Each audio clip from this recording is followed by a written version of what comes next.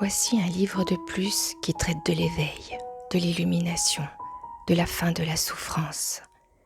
Quel intérêt ? Je n'en sais fichtre rien. Il y a un élan incontrôlable de partager ce qui est atrocement difficile à partager. Si vous lisez ces lignes, c'est que vous sentez que quelque chose ne tourne pas rond, que derrière cette apparente réalité, il y a un secret caché. Oui, il y a un secret. Mais il n'est absolument pas caché. Il saute au visage, il clignote de jour comme de nuit et ne demande qu'à être vu. Ce qu'on appelle le soi, le sentiment d'être une personne séparée, autonome au contrôle de sa vie, est une illusion.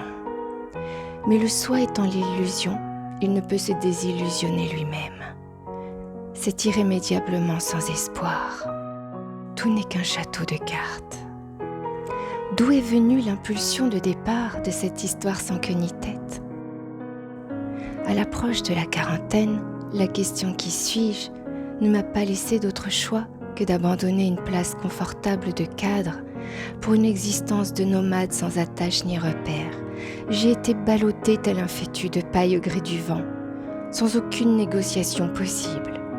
J'ai dévoré des livres de toute confession comme si ma survie en dépendait. Unique prérequis ? M'éclairer. Je suis partie en Inde espérant que quelque chose se passe. J'ai passé de nombreuses heures dans l'ashram de Ramana Maharshi, un des plus grands sages indiens du XXe siècle. J'ai marché pieds nus 14 km autour de la colline sacrée Arunachala. Je suis allée à Auroville, sur les traces de Sri Aurobindo, autre grand maître spirituel du XXe siècle. Je me suis isolée 6 mois dans un centre de méditation bouddhique au fin fond de la campagne bourguignonne. Je suis retournée de nombreuses fois à l'ashram d'Arnaud Desjardins. Je me suis déplacée en Allemagne, au centre de méditation et de psychologie initiatique d'Urkheim. J'ai voyagé 1 mois au pied de l'Himalaya, à l'ashram du sage réalisé Chandraswami, et à Rishikesh, la cité du yoga et de la méditation. J'ai marché, couru, 2000 km pendant 70 jours vers Compostelle en espérant être exaucée. De monastère en sanctuaire, d'église, cathédrale en ashram, je me suis recueillie, j'ai prié, j'ai supplié, j'ai dû méditer des milliers d'heures. J'ai tout tenté pour être un bon dévot et m'éveiller. J'ai maudit la grâce, j'ai insulté l'univers.